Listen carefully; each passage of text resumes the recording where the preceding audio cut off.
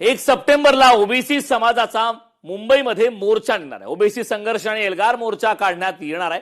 OBC नेते लक्ष्मण हाके यांनी या संदर्भातली घोषणा केली आहे। मोठ्या संख्येने ओबीसी सहभागी होण्याचं आवाहन यावेळी लक्ष्मण हाकेंनी केलंय। तर ओबीसी संघर्ष आणि एल्गार मोर्चा यावेळी काढण्यात येणार आहे। ओबीसी नेते लक्ष्मण हाके यांनी ही घोषणा केली।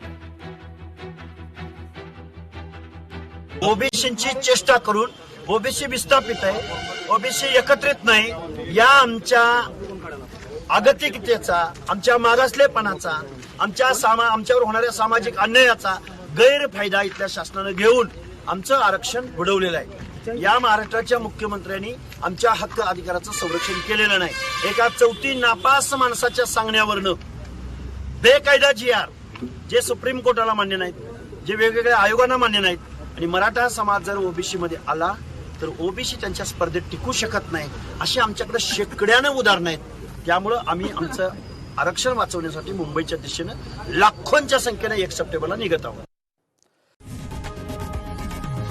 लोकशाही मराठी ऐका, पहा, जागरूक रहा।